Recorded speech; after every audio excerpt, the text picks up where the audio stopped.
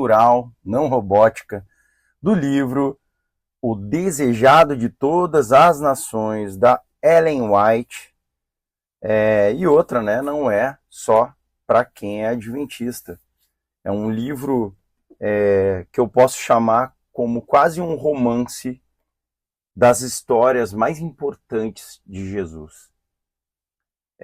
As histórias contadas com um universo de detalhes que deixa muito mais leve a leitura e facilita o entendimento de cada cristão e faz a gente viajar até aquelas épocas, até aqueles momentos, como se fosse nos dias de hoje. E hoje a gente vai na leitura do capítulo 19, junto ao Poço de Jacó. No caminho para a Galiléia, Jesus passou por Samaria.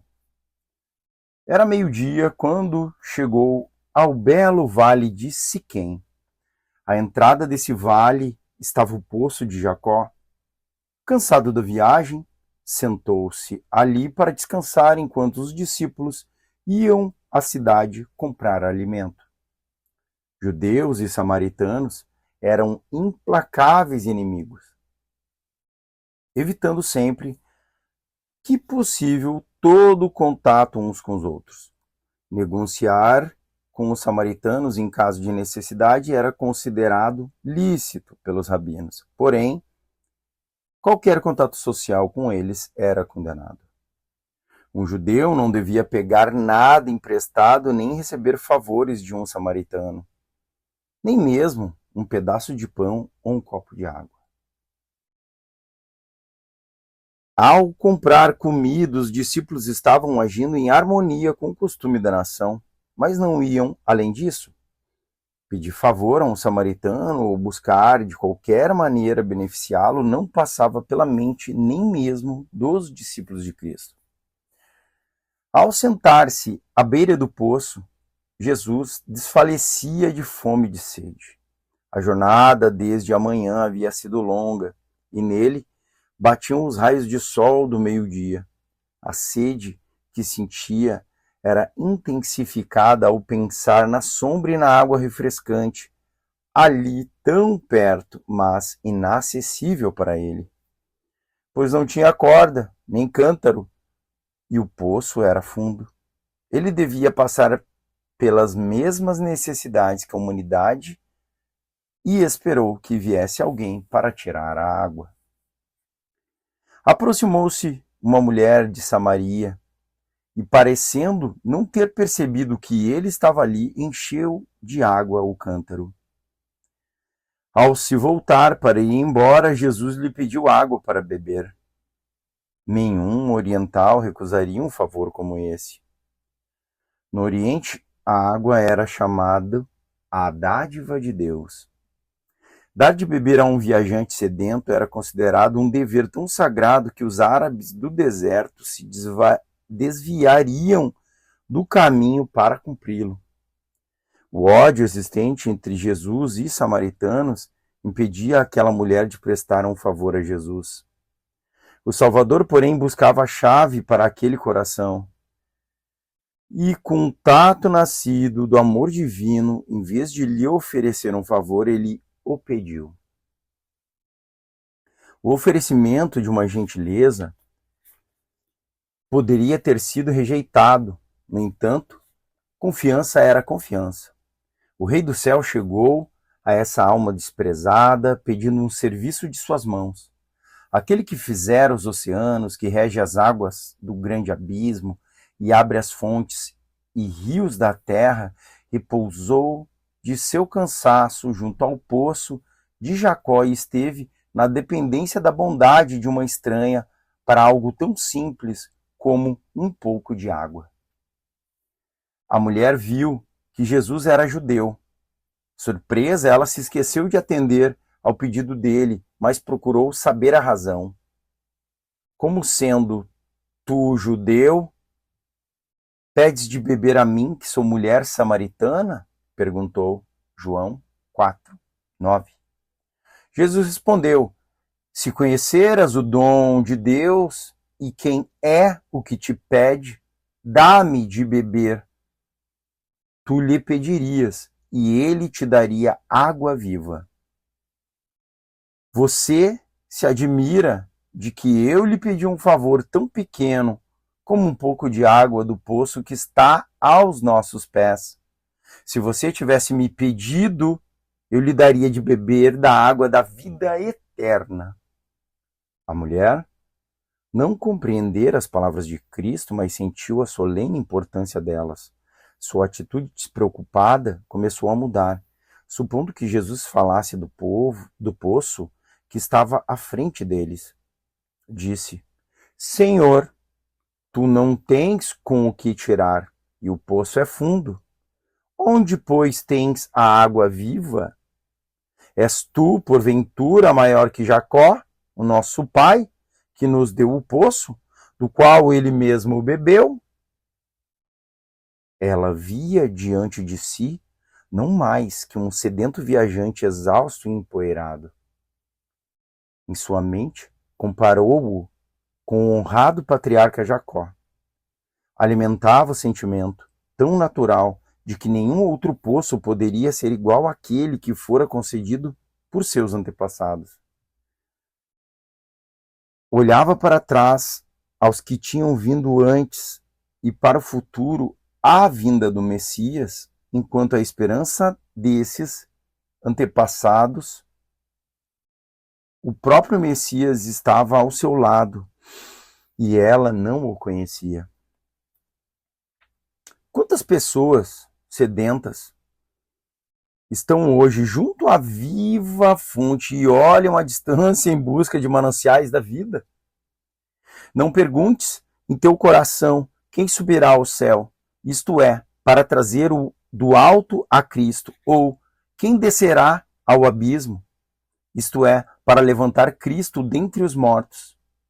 A palavra está perto de ti, da tua boca e do teu coração. Se com tua boca confessares Jesus como Senhor e em teu coração creres que Deus o ressuscitou dentre os mortos, será salvo. Romanos 10, 6, 9. Jesus não respondeu imediatamente à pergunta a seu respeito, mas com solene seriedade disse: quem beber desta água tornará a ter sede.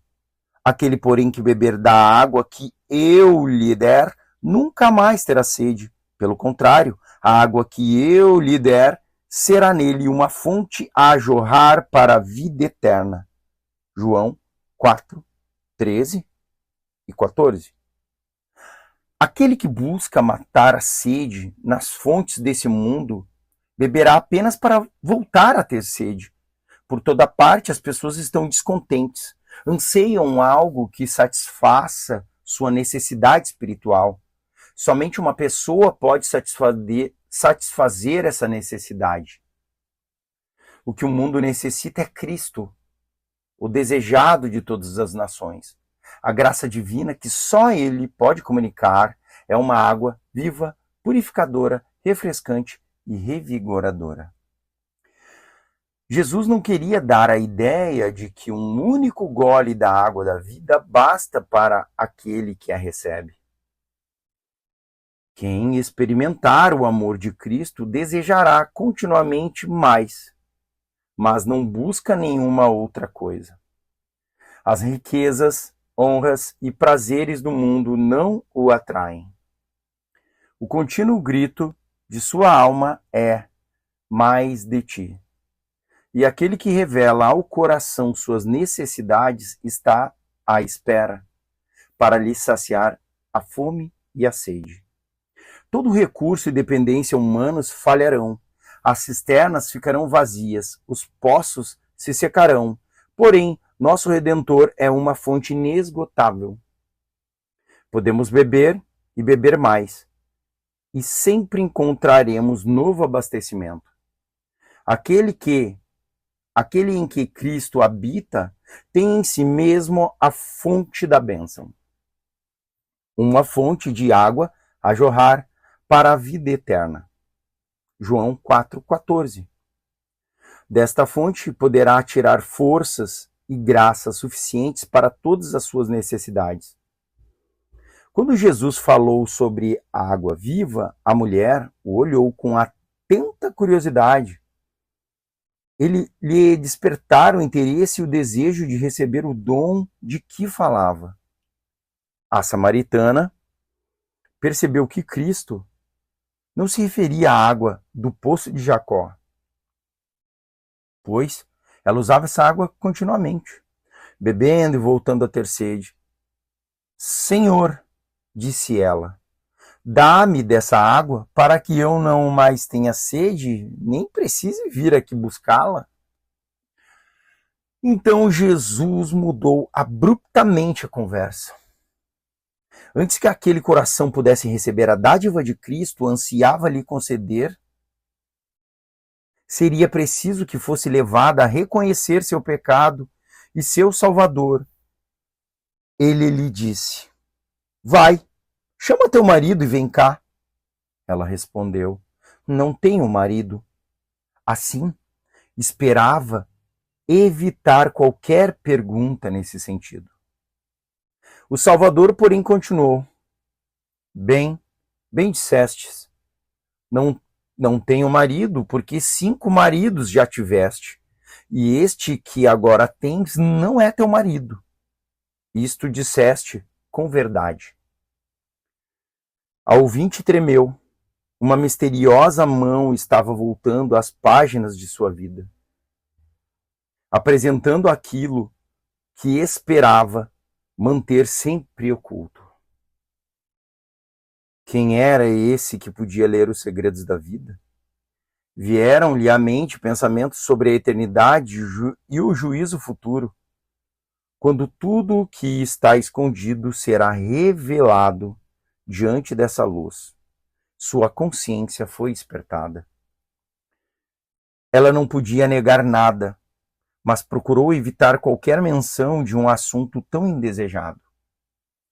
Com profunda reverência, disse, Senhor, vejo que tu és profeta.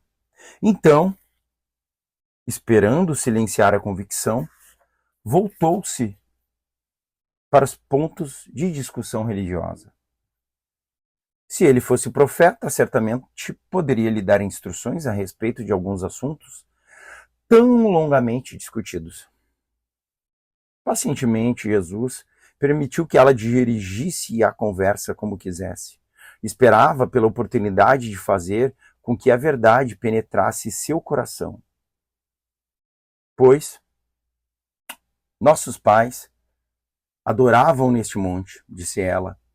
Vós, entretanto, dizeis que em Jerusalém é o lugar onde se deve adorar. Daquele local, o monte Gerizim podia ser visto.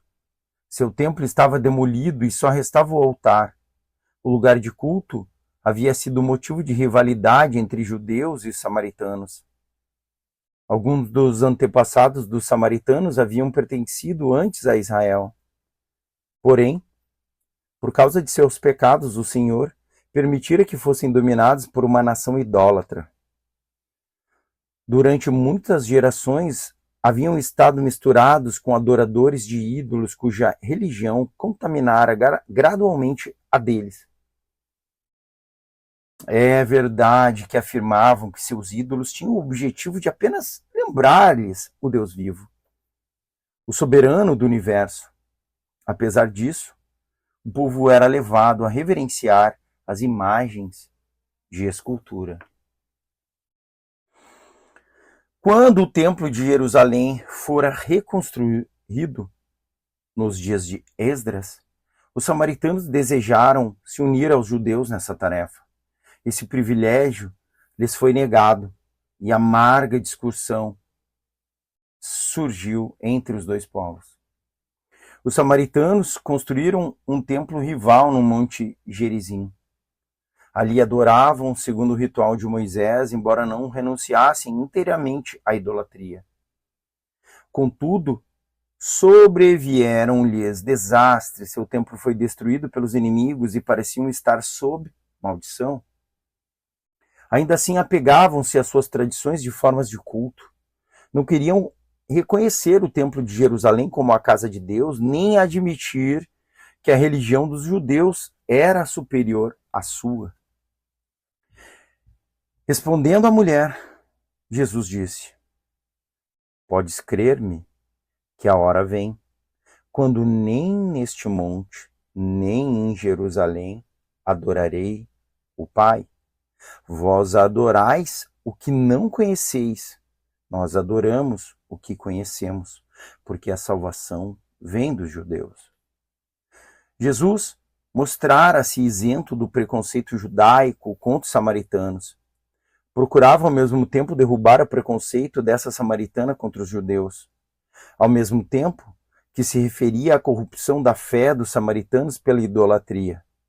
Declarou que as grandes verdades da redenção haviam sido confiadas aos judeus e que o Messias apareceria dentre deles.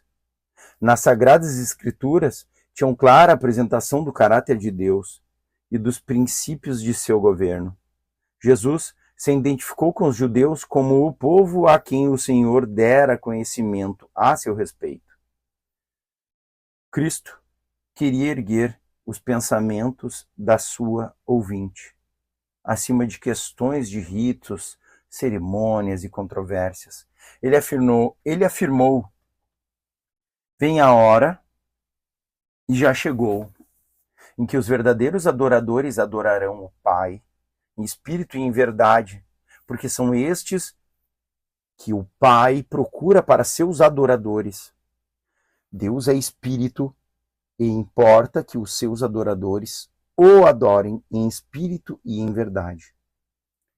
Aqui é declarada a mesma verdade que Jesus havia apresentado a Nicodemos, quando disse, abre aspas, se alguém não nascer de novo, nascer de cima, não pode ver o reino de Deus, fecha aspas, João 3:3. Não é por procurar um Monte Santo ou um templo sagrado que as pessoas são colocadas em comunhão com o céu. Religião não é limitar-se a ritos, cerimônias exteriores. A religião que vem de Deus é a única que leva a Ele. Para o servirmos, devidamente é necessário nascermos de novo, do Espírito Divino. Isso purificará o coração e renovará a mente, dando-nos nova capacidade para conhecer e amar a Deus. Também nós comunicar obediência voluntária a todas as suas ordens. Esse é o verdadeiro culto. É o fruto da atuação do Espírito Santo. É pelo Espírito que toda prece sincera é produzida. E essa precede é aceitável a Deus, onde quer que o coração se abra em busca de Deus, a obra do Espírito é manifestada. E Deus se revelar à pessoa. O Senhor busca esses adoradores, espera recebê-los e torna-los seus filhos e filhas. Enquanto a mulher falava com Jesus, foi impressionada por suas palavras. Nunca ouvira esses sentimentos expressos por parte dos sacerdotes de seu povo, ou dos judeus. Ao ser-lhe apresentada sua vida passada, tivera consciência de sua grande necessidade. Percebera a sede de sua alma e as águas do poço de Sicar jamais poderiam saciar. De tudo com que tivera contato até então, nada despertara mais para mais elevada necessidade. Jesus a convencera de que lia os segredos de sua vida. No entanto, sentiu que ele era seu amigo, tendo misericórdia dela e amando-a, embora a própria natureza que vinha dele condenasse o pecado da samaritana. Não proferia palavras de acusação, mas falou de sua graça, que lhe podia renovar sua mente. Nela, começou a se formar a convicção sobre o caráter de Jesus. Surgiu na mente dela a pergunta: não poderia ser o Messias esperado por tanto tempo? Disse-lhe: eu sei que há de vir o Messias, chamado Cristo. Quando ele vier, nos anunciará todas as coisas.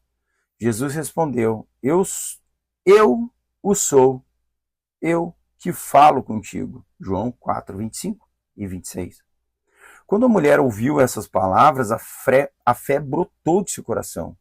Aceitou a maravilhosa mensagem dos lábios do Mestre Divino. Ela estava muito receptiva. Estava pronta para aceitar a mais sublime revelação, pois se interessava nas Escrituras. E o Espírito Santo havia preparado sua mente para receber maior luz. Estudar a promessa do Antigo Testamento, entre aspas, o Senhor teu Deus te suscitará um profeta do meio de ti, de teus irmãos, semelhante a mim, e ele ouvirás. Deuteronômio 18:15. Desejava compreender essa profecia. A luz já está brilhando em sua mente. A água da vida, a vida espiritual que Cristo dá a toda pessoa sedenta, começará a brotar-lhe no coração. O Espírito do Senhor estava trabalhando nela, a incisiva declaração de Cristo. E essa mulher não podia ter sido feita aos fariseus, cheios de justiça própria. Jesus era muito mais reservado quando falava com eles. Aquilo que fora retido aos judeus e que os discípulos haviam recebido, recomendação de guardar em segredo, foi revelado à samaritana. Jesus viu que ela usaria seu conhecimento para levar outros a partilhar de sua graça. Quando os discípulos voltaram de sua tarefa, ficaram surpresos ao encontrar o mestre falando com a mulher. Não tomara o gole refrescante que desejara, nem se deteve para comer o alimento trazido pelos discípulos. Quando a mulher se retirou, os discípulos insistiram para que comesse. Viram-no silencioso, reflexivo, como em meditação. Seu rosto brilhava e ficaram receosos de interromper sua comunhão com o céu. No entanto, sabiam que ele estava fraco e cansado e imaginaram que era dever deles lembrar-lhe de sua necessidade física. Jesus reconheceu o amorável interesse deles e disse: tenho algo para comer que vocês não conhecem. João 4:32. Os discípulos pensaram em quem poderia ter trazido alimento, mas ele explicou: a minha comida consiste em fazer a vontade daquele que me enviou a realizar a sua obra. Uma vez que suas palavras, a mulher, despertaram a consciência dela, Jesus se alegrou.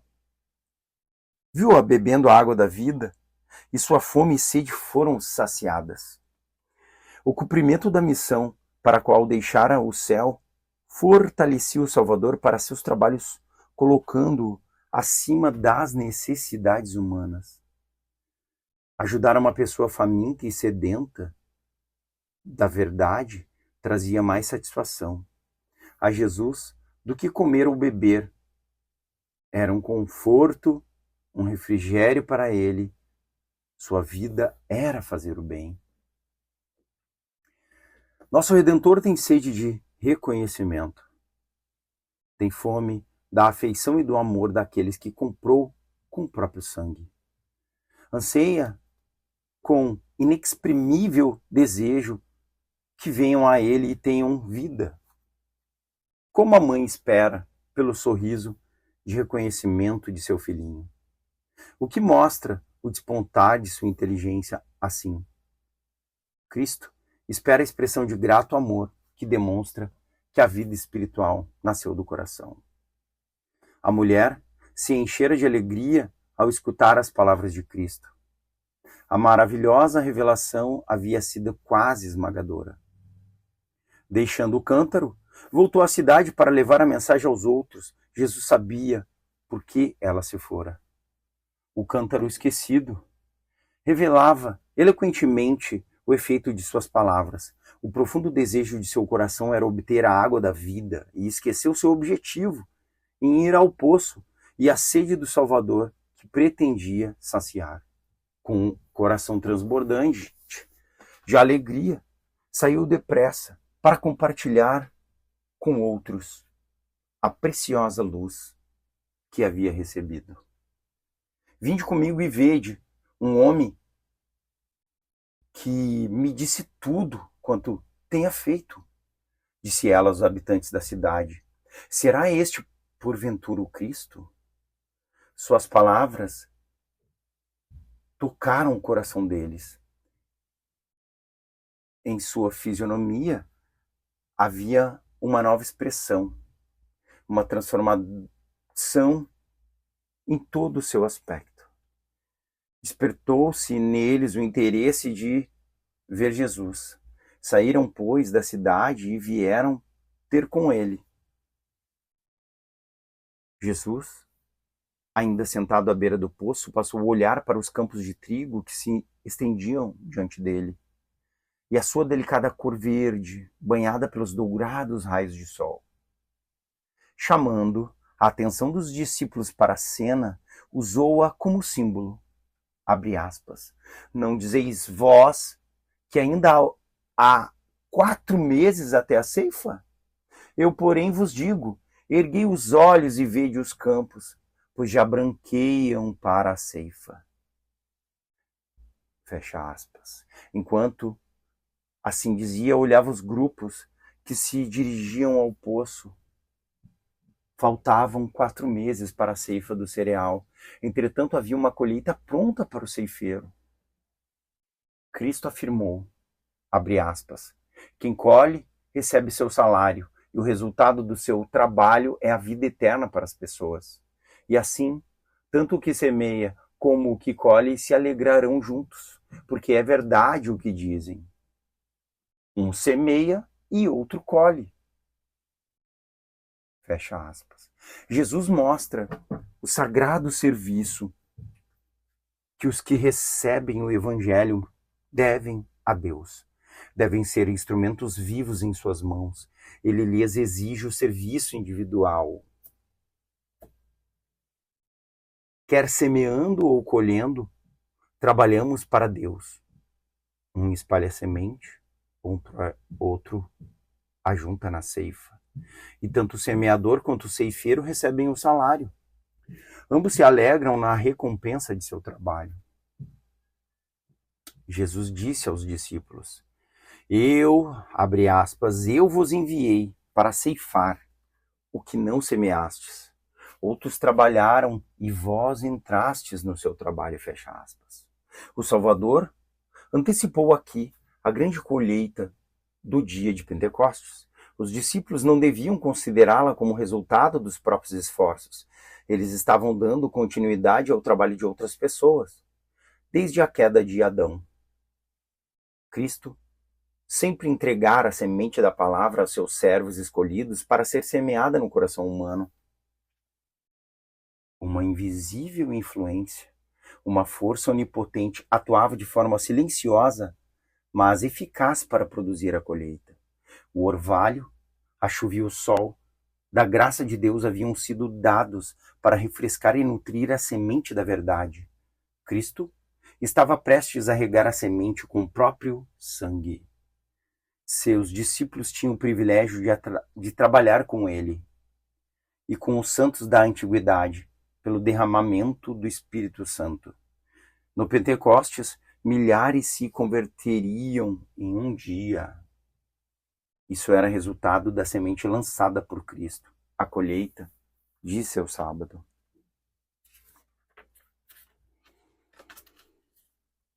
Nas palavras dirigidas à mulher à beira do poço, fora lançada boa semente. E quão rapidamente se obteve a colheita. Os samaritanos vieram ouvir Jesus e creram nele. Reunindo-se ao redor de Cristo, fizeram-lhe perguntas, recebendo ansiosamente suas explicações de muitas coisas que para ele eram obscuras. Ao executá-lo, suas preocupações começaram a desaparecer. Era como se estivessem em profunda escuridão. seguindo um súbito raio de luz, até chegarem à claridade do dia. Contudo, não se satisfazeram com esse breve encontro.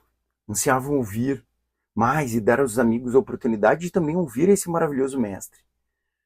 Convidaram-no a ir à sua cidade, pedindo-lhe que ficasse com ele durante 2 dias.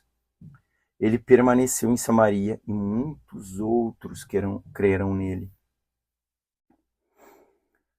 Os fariseus desprezavam a simplicidade de Jesus, ignoravam seus milagres e perdiam-lhe um sinal de que era o Filho de Deus. Os samaritanos, porém, não perderam um sinal e Jesus não realizou nenhum milagre entre eles, a não ser a revelação dos segredos da vida da mulher, junto ao poço. Entretanto, muitos o receberam. Em sua nova alegria, disseram à mulher, abre aspas, já agora, não é pelo que disseste que nós cremos, mas porque nós mesmos temos ouvido e sabemos que este é verdadeiramente o Salvador do mundo, fecha aspas. João 4, 42. Os samaritanos acreditavam que o Messias viria como um redentor, não só dos judeus, mas do mundo. O Espírito Santo o havia anunciado por meio de Moisés, como um profeta enviado por Deus. Por intermédio de Jacó, foram declarado que os povos se reuniam em torno dele, e de Abraão, que nele seriam benditas todas as nações. Nestes textos bíblicos, os samaritanos baseavam sua fé no Messias. O fato de os judeus haverem interpretado mal os últimos profetas, atribuindo ao primeiro advento a glória da segunda vinda de Cristo, levaram os samaritanos a desprezar todos os escritos sagrados, com exceção dos que foram dados por meio de Moisés.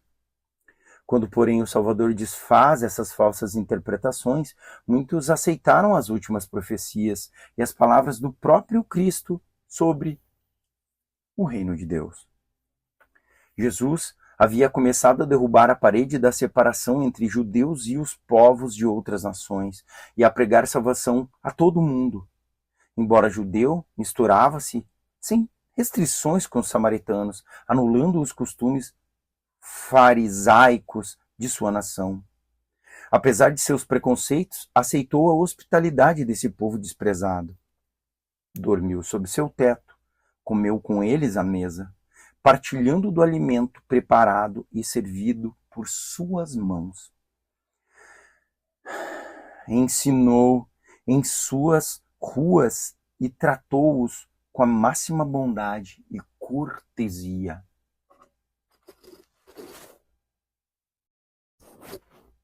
No templo de Jerusalém havia apenas uma baixa parede divisória entre o pátio exterior e as outras dependências do edifício sagrado.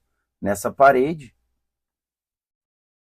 havia inscrições em diferentes línguas, declarando que ninguém, a não ser os judeus, podia ultrapassar esses limites. Se um estrangeiro ousasse adentrar o recinto interior, estaria profanando o templo e pagaria com a vida. No entanto, Jesus, o originador do templo e de seu cerimonial, atraía a si os estrangeiros por meio da compaixão humana, enquanto sua graça divina lhes trazia a salvação que os judeus rejeitavam. A permanência de Jesus em Samaria tinha o objetivo de ser uma bênção para os discípulos, que ainda estavam sob influência da intolerância judaica.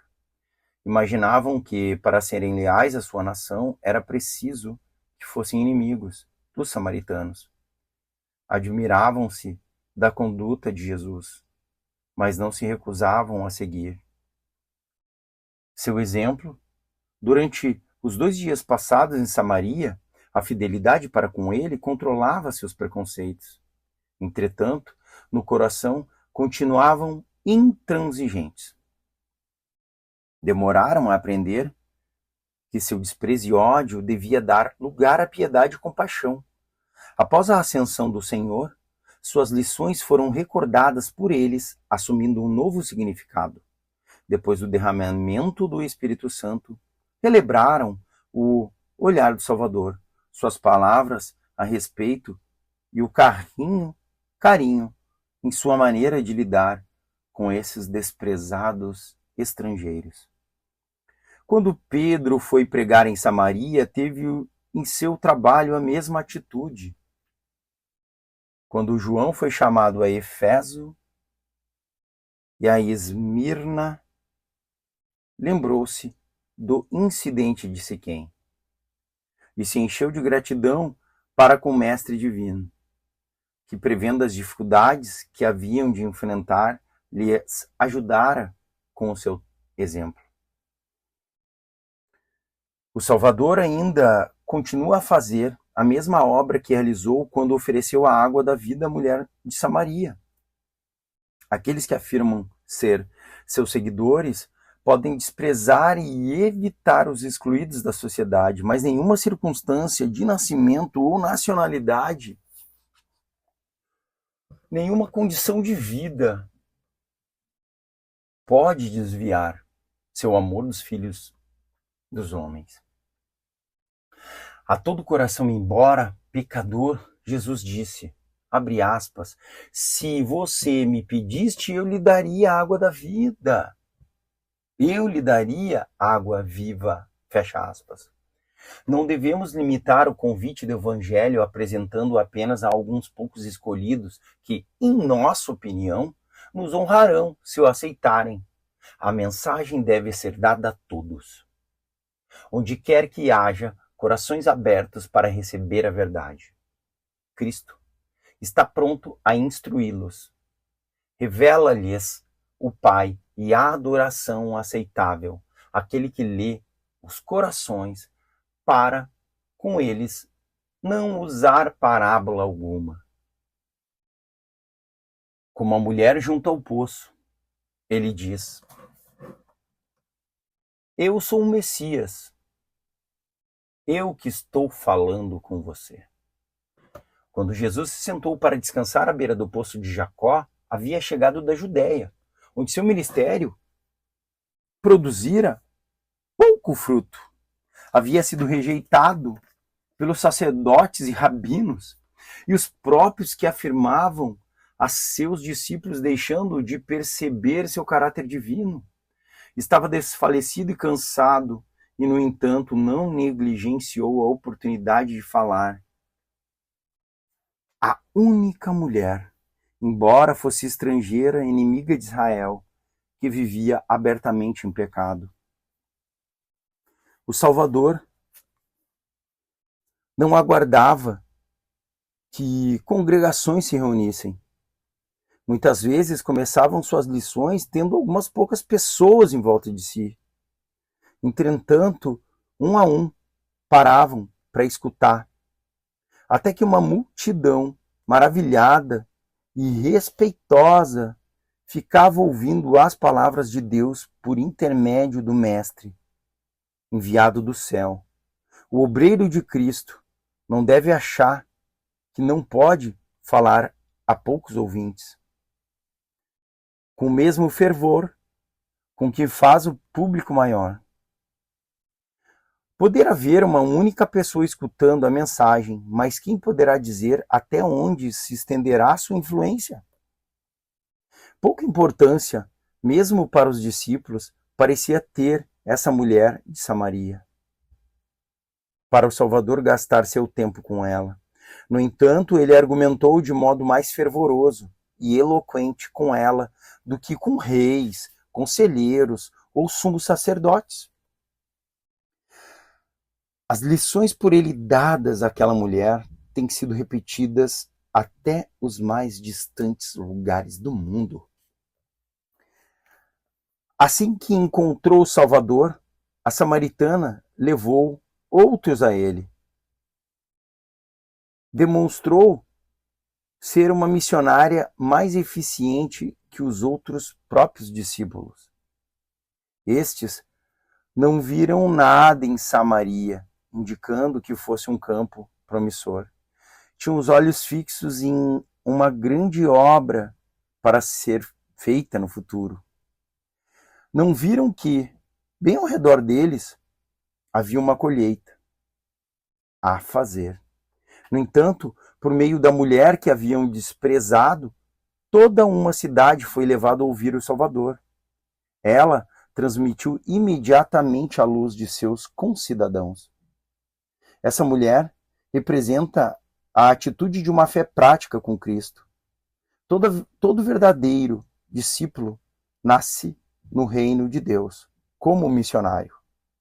Aquele que bebe da água viva se torna fonte de vida, e o que recebe se torna doador. A graça de Cristo no coração é uma fonte no deserto, influindo para satisfazer a todos e fazendo com que aqueles que estão quase sempre a perecer fiquem ansiosos para beber da água da vida. Fim do capítulo 19. Quem chegou até aqui, obrigado. Esse é um projeto. Eu confesso que eu estava parado um bom tempo, mais de um mês, sem ler O Desejado de Todas as Nações. É um livro maravilhoso. Eu sempre quis ter esse livro. E quando tive e comecei a ver a visão, né? Trazer aquelas passagens da Bíblia de uma forma como se fosse talvez até mais amplas, né? Na visão de Ellen White. Realmente, ela recebeu o dom de Deus a escrever isso e conseguir, de uma forma tão grandiosa, trazer a ambiência tanto física quanto mental. E o que me tocou no coração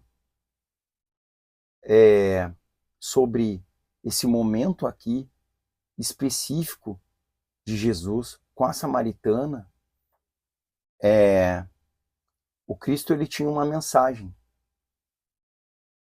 Ele não escolhia a quem falar dessa mensagem, desse propósito.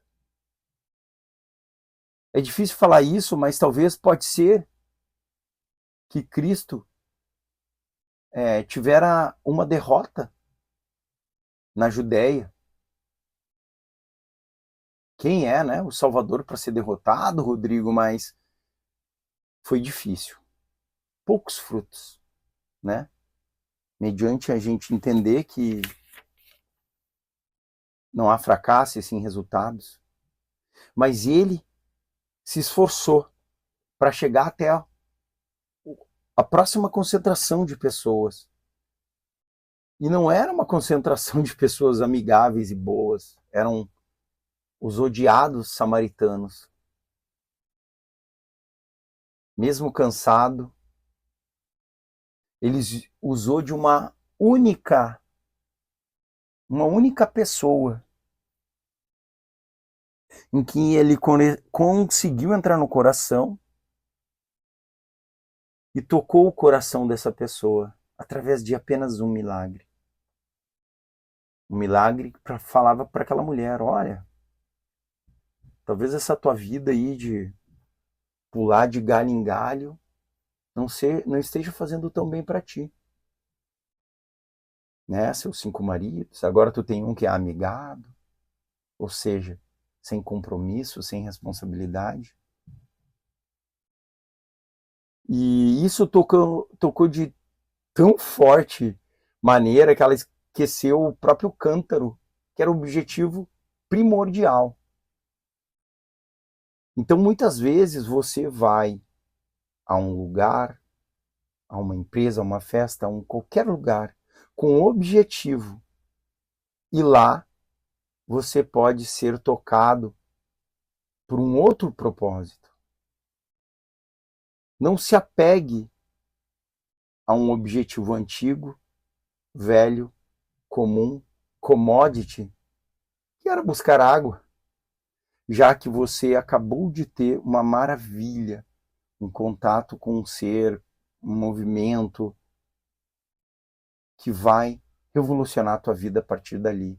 E vai te dar voz, vai te dar coragem, porque aquela mulher samaritana, ela tinha vergonha de ir na parte da manhã buscar água, para quem conhece a história, por causa das outras mulheres.